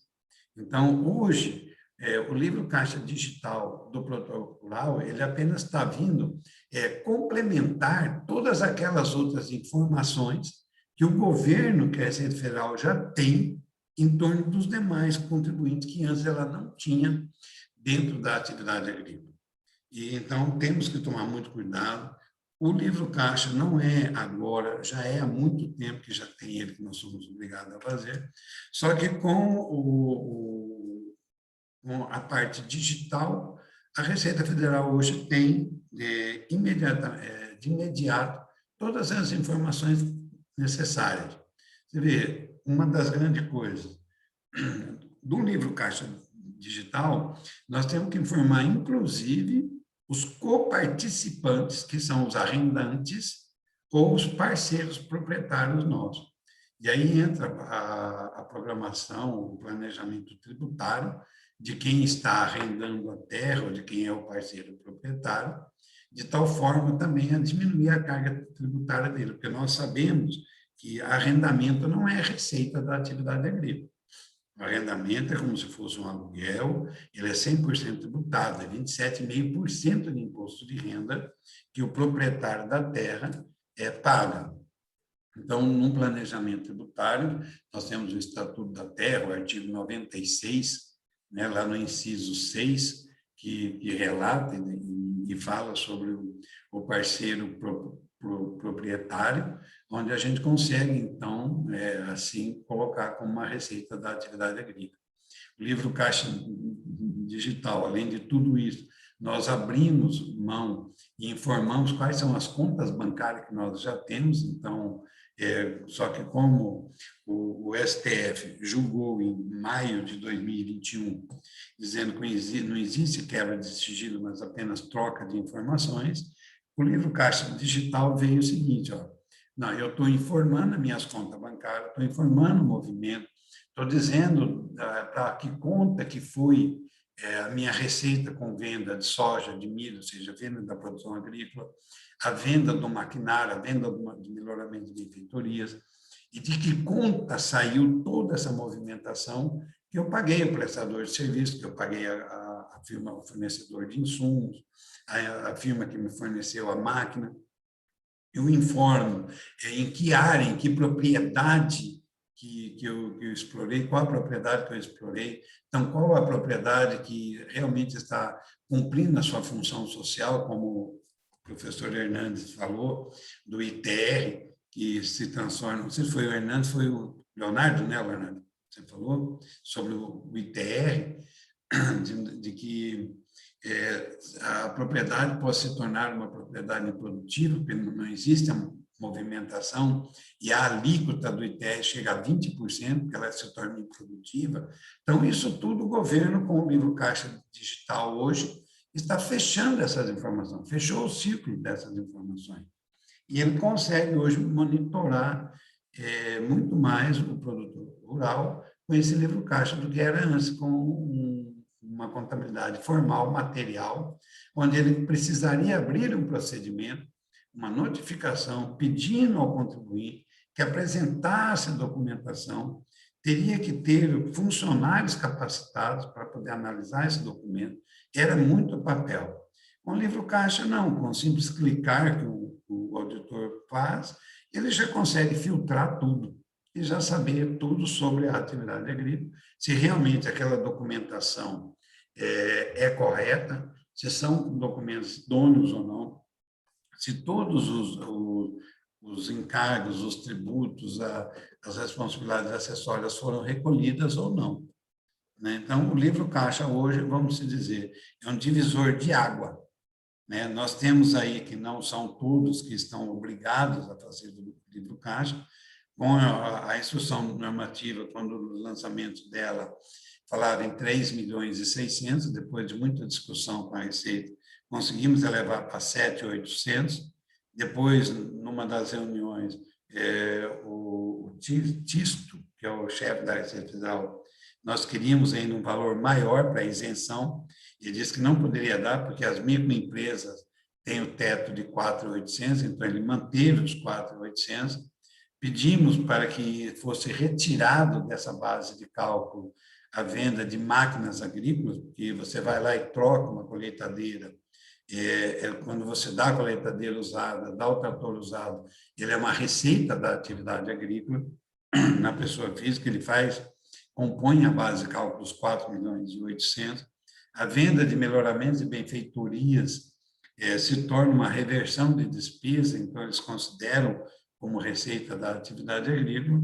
E esse ano, que é um ano atípico, que nós estamos tendo soja comercializada a 180, 160 reais a saca, 90% praticamente dos produtores estarão obrigados à apresentação desse livro caixa digital. Estamos tentando uma negociação com a Receita Federal, mas eles estão relutíveis, não querem alterar esse ano, não querem aumentar esse valor dessa base, desse teto de isenção. Então, vai ficar sem ter a obrigatoriedade do livro caixa, somente os produtores rurais mesmo que plantam abaixo de 60 alqueires. E todos aqueles que plantam acima de 60, 65 alqueires e que fazem safrinha, que hoje não é mais uma safrinha, o milho hoje é uma safra, nós colhemos aí 110, 120 sacas de milho por hectare quando tudo corre bem.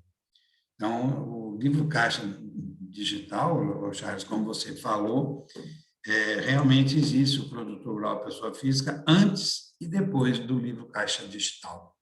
Hoje é tudo mais informatizado e a Receita Federal está aí tendo todas as informações necessárias em tempo real. Certo? Volto a palavra ao Charles. Maravilha, doutor João. Muito bem falado aí, parabéns. Vou fazer aqui uma pergunta para o nosso doutor Leonardo.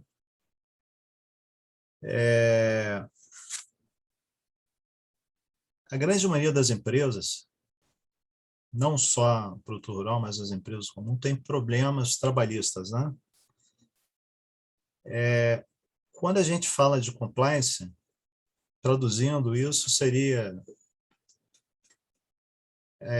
ações que são concordantes com as normas ou concordantes com a lei, né? Qual que é a vantagem, ou qual que seria a vantagem, doutor Léo, de um produtor rural ser orientado para estar dentro de uma política de compliance, ou seja, estar dentro das normas tributárias? O que ele conseguiria evitar em relação ao produtor rural? E o que o senhor vê do lado de cá, nas empresas do setor de comércio, serviços e até na indústria, que você não vê lá na área rural, em relação a uma política dessa de compliance? A importância do compliance hoje, apesar de ser uma palavra que está muito na moda, muitas pessoas têm falado de compliance, mas o conceito é simples, mas a implementação ela não é tão simples. O compliance, que você adiantou, você estar em conformidade com a norma, né? Você agir conforme manda as regras, seja de direito tributário, seja de direito do trabalho, de direito ambiental, as regras societárias. Então, a vantagem de você aliar o compliance com sistemas de governança, com aspecto tributário, trabalhista, que dá uma segurança para o empresário de que a empresa dele ela é sustentável a longo prazo e de que ele não, que nem você deu o exemplo aí desse seu colega de que teve 1,5 milhão de lucro no ano anterior e não tem 30 dias de férias no ano, né? Isso daí, então, para mim, acende uma luz amarela, porque apesar da empresa ter crescido, ela, ao que parece, para quem está de fora, para quem está de fora, não, para quem está dentro mesmo, que ela ainda tem uma organização muito familiar, ainda muito rudimentar, assim como uma empresa doméstica ainda, né? De uma empresa familiar. E a importância de você profissionalizar a empresa é justamente para ela oferecer ao proprietário ou ao grupo de proprietário, aos sócios, ou aos cotistas, se for um SA, justamente a garantia de que a empresa ela tem autonomia para caminhar sozinha. Né? E isso caminhar sem tropeçar no meio do caminho, seja em normas trabalhistas, em normas tributárias e em qualquer outro tipo de norma.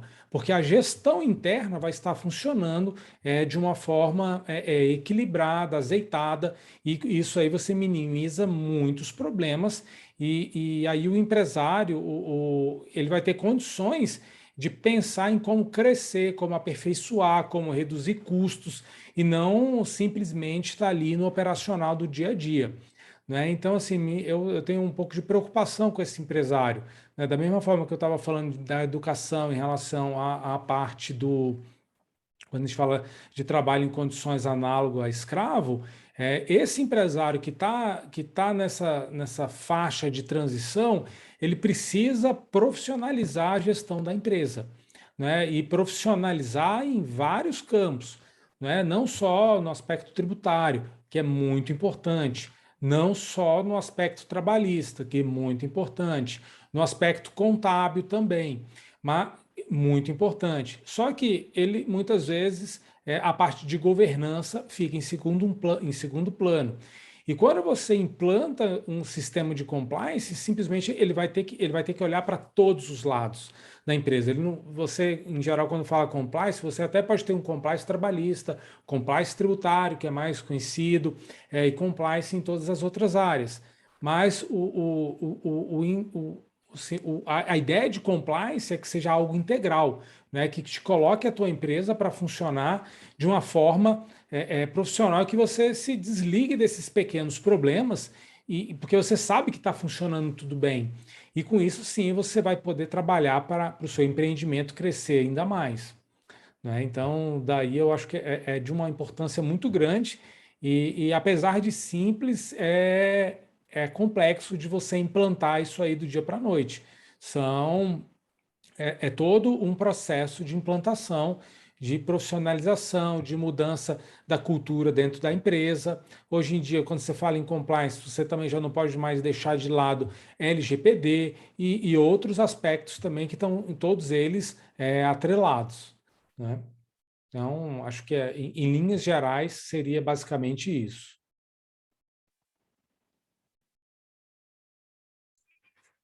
Não, maravilha. Então, a questão do compliance seria mais uma cultura da empresa no sentido de seguir aquela linha mais correta, aquela linha mais segura, a linha que está de acordo com as leis.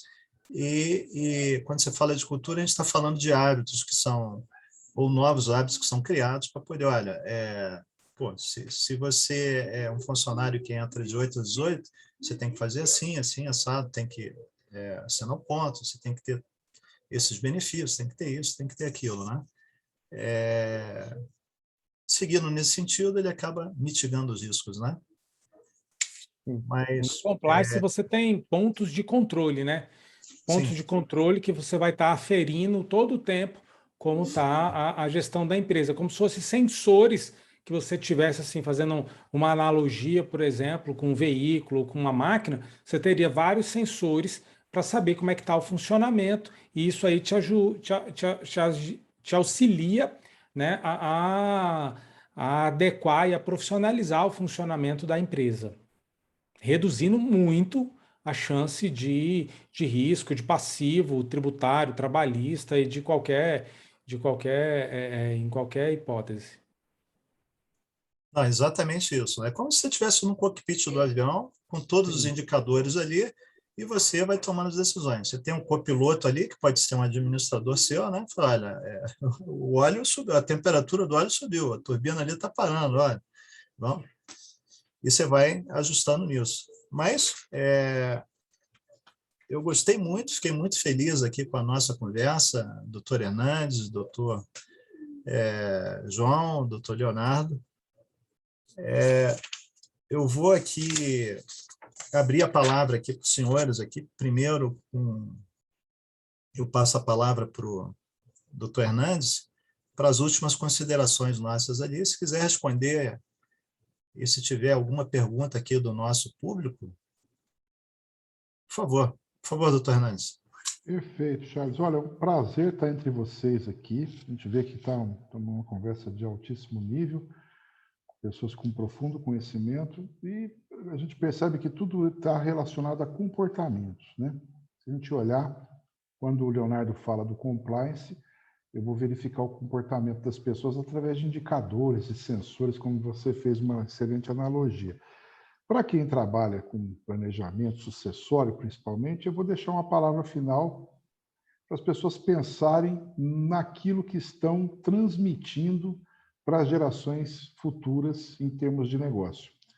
Se estão estimulando, cativando a que elas entrem no negócio, que sejam seus sucessores, ou se estão com seus comportamentos afastando essas pessoas. Eu vou mostrar para vocês como isso acontece e a gente até acha interessante quando a gente faz uma coisa que a gente vê no dia a dia.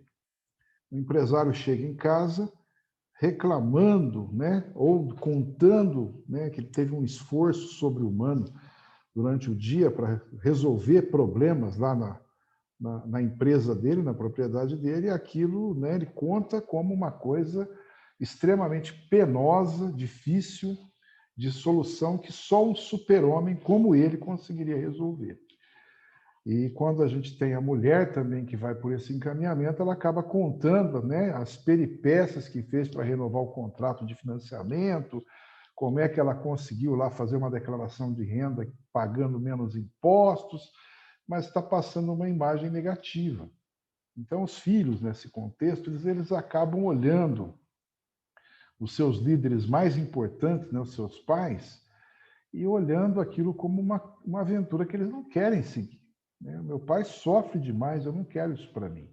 Quero fazer um negócio mais tranquilo, eu vou virar advogado, vou virar contabilista, vou migrar para outra área, vou para a medicina. E está nas mãos de vocês, né, o estímulo, né, trazer essas pessoas para dentro do negócio. E quando a gente tem um relacionamento pessoal que é bom, que é uma liderança no sentido assim que empolga, que estimula, se a gente coloca isso dentro do modelo jurídico também que coloca as pessoas num nível mais equiparável, né, nivela as pessoas no mesmo patamar, sócios, filhos e pais convivendo como sócios, aí a gente tem a excelência. Nós temos um caminho aí exitoso, uma situação que vai produzir bons resultados. Então, a gente vê o exemplo, conhecimento, compartilhamento de estratégias, de conhecimento, de tecnologias, e principalmente, tem muita gente que não pensa nisso, né? Eu tenho que compartilhar as minhas fraquezas no meu negócio, as vulnerabilidades, e tenho que compartilhar também aquilo que eu sou bom, o meu foco, o que eu posso fazer, o que eu sei fazer de melhor. Então, nesse contexto, a ideia é sempre essa, a gente ter um ambiente de compartilhamento, de trabalho conjunto e de sucesso. Então, fica aí para vocês essa ideia, estimulem as gerações vindouras, não desestimulem, porque desestimular é muito fácil. Estimular é bem difícil, mas é uma arte fazer isso. É isso. Muito obrigado a todos vocês que nos acompanharam aqui. Maravilha, doutor Hernandes. Para mim é uma honra ter o senhor presente. O doutor João, a palavra é contigo, as últimas considerações. Obrigado. Bom, obrigado, Charles, e parabéns à organização. Parabéns, doutor Hernandes, doutor Leonardo, pelas palavras. Foi um prazer imenso ter conhecido e ter participado. E fica o recado aí na parte tributária do agronegócio, na parte contábil, fiscal. O agronegócio, hoje, a fazenda não é mais o que era dos nossos avós antigamente. Plantava, colhia, vendia, pagava as contas, sobrava, ficava o dinheiro dentro do bolso e pronto. Né? Hoje nós estamos vendo aí, nós temos as leis trabalhistas, temos a parte tributária, temos uma complexidade muito grande do fisco, então temos que tomar cuidado. Fazenda hoje é considerada uma empresa e ela tem que ser tratada como tal, com todos os cuidados, com todas as obrigações acessórias que o governo está aí imputando no agronegócio. Temos que estimular, sim, como o professor Hernandes disse, estimular os descendentes a manter o agronegócio, porque no mês de junho, o agronegócio, a balança de exportação foi de 11 bilhões. O Brasil, o que segura o PIB brasileiro é o agronegócio. O Brasil só não quebrou com a pandemia porque ele é agronegócio. Então, e nós vemos aí que muitas das vezes o governo não está dando a atenção devida ao agronegócio. Nós que somos do agronegócio temos que cada vez mais estarmos defendendo o agronegócio. Afinal das contas, ninguém come pedra. Quem hoje, de todos que estão aqui assistindo, não comer um pão, não comer um arroz, um feijão, não tomou um café, e não veio de cima de um cimento, não veio de cima de uma rodovia, de um asfalto. Veio do trabalhador, do produtor rural, que levanta cedo e trabalha todos os dias. Então, o agro é muito importante para a nossa economia. Esses debates, essas conversas, esses diálogos são muito importantes. Parabenizo novamente a comissão organizadora. Então, de parabéns. Essas pessoas que estão aqui, o doutor José Rubens, o doutor Leonardo, meu parabéns a eles, tá? E foi um prazer muito grande estar aprendendo com vocês algo mais para aumentar meu capital intelectual. Muito obrigado pela oportunidade e parabéns a todos vocês pelas palestras. Doutor João, eu que agradeço. Para mim é também uma honra, da mesma forma que eu falei para o professor Hernandes, e vou visitar a sua cidade lá, que é... Rio Verde, Goiás. Nós estamos do lado de Jataí, né? Nós estamos antes de Jataí, 80 quilômetros. Com quem vem de Brasília, o senhor está em Brasília, né? É Brasília. Tá. De Brasília, você vem pela BR-060, cruza a cidade de Goiânia, continua na BR-060, vai passar dentro de Rio Verde, indo para Jataí. É Maravilha. tudo pista dupla. E vou em Ribeirão Preto visitar o nosso professor. E aqui vai ter um chopinho gelado aguardando vocês. Maravilha. Eu vou passar também agora quero um dia te visitar, viu, Fernando? Estamos aqui à disposição. Faz tempo que eu não vou em Ribeirão Preto. Vai ser uma honra. O chopp aí é famoso, né? O Pinguim aí é famoso. E agora aqui virou uma área de cervejarias, né? Agora ficou uma onda aqui muito boa.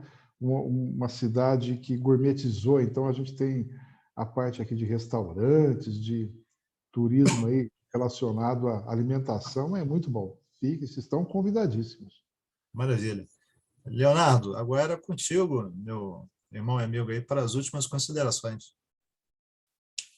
Primeiramente, gostaria de parabenizar a organização, Charles, que me convidou, dar parabéns para o doutor Hernandes, por uma excelente apresentação e fechou com chave de ouro.